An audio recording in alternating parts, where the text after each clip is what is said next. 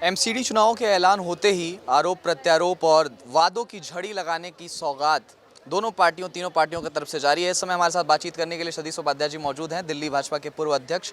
सतीश जी, आज आपने vision clear कर दिया भारतीय जनता पार्टी की तरफ से कि आगे ट्रांसपेरेंट और फेसलेस एमसीडी होने जा रही है। कैसी होगी ये व्यवस्था? देखिए, ये बिल्कुल आज हम ई गवर्नेंस आज लेटेस्ट टेक्निक का उपयोग करना और 100% faceless administration banana for the transparency, और उसके लिए हम माई एमसीडी ऐप 2023 तक लेकर के आएंगे, जिसका उद्देश्य है कि एमसीडी की सारी सेवाएं नागरिकों के मोबाइल फ़ोन पर हों, उनको कहीं इधर उधर भागना ना पड़े।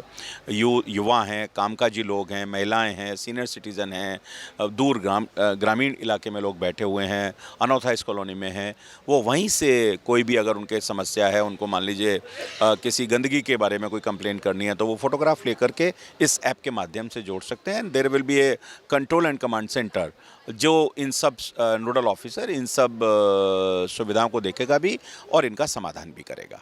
सतीश जी, आपने बताया कि ये मैनिफेस्टो का एक पहला बिंदु है, तो पूरा मैनिफेस्टो कैसा होगा? चूंकि आपने एक बिंदु तो डिस्क्लोज कर दिया, अब कुछ और बिंदु अगर आप डिस्क्लोज करें तो। हम बिल्कुल भी कोई बिंदु डिस्क्लोज नहीं करेंगे।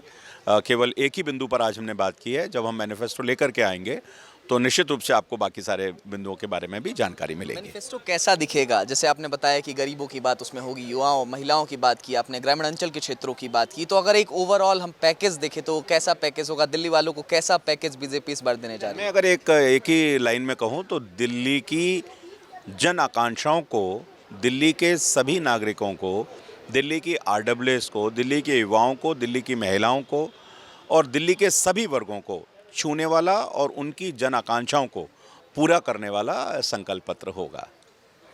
आम आदमी पार्टी तमाम आरोप लगा रही है। कूड़े के ढेर से बना हुआ एक ऑटो आज लॉन्च किया गया है। उधर अगर हम बीजेपी की बात कर लें तो उत्तर प्रदेश बीजेपी के कार्यकर्ता विधायकों की पूरी टीम पहुंची हुई है दिल्ली। उधर हरियाणा से कुछ विधायक आ रहे हैं, उत्तराखंड से विधायक आ रहे हैं। तो क्या माना जाए, बीजेपी डरी हुई है क्या आम आदमी पार्टी से इस बार?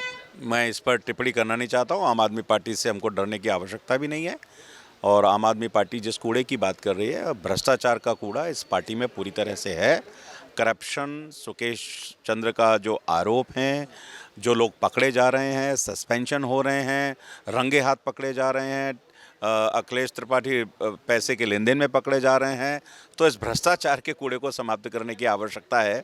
जहाँ तक लैंडफिल साइट की बात है, वो लैंडफिल साइट पर एमसीडी ऑलरेडी काम कर रही है। 20 मीटर कम हो चुका है। 2024 में आप वहाँ पर पार्क देखेंगे और एमसीडी एक नए जोश और उत्साह के साथ काम करेगा। बहुत शुक्रिया हमारे साथ बातचीत। बहुत बहुत धन्यवाद। तो आपने सुना सतीश उपाध्याय कैसे अपने जो आधारभूत बातें हैं मैनिफेस्टो के, उन पर अपनी बातों को जोर दे रहे थे। और कहीं ना कहीं जो एमसीडी चुनावों का बिगुल फूका गया है, उस पर दोनों पार्टियां जो है अपने मैनिफेस्टो से चुनावी आरोप लगाने को तैयार हैं। कैमरा पर्सन राजेश के साथ अमृत प्रकाश, नेटवर्क न्यूज़, दिल्ली।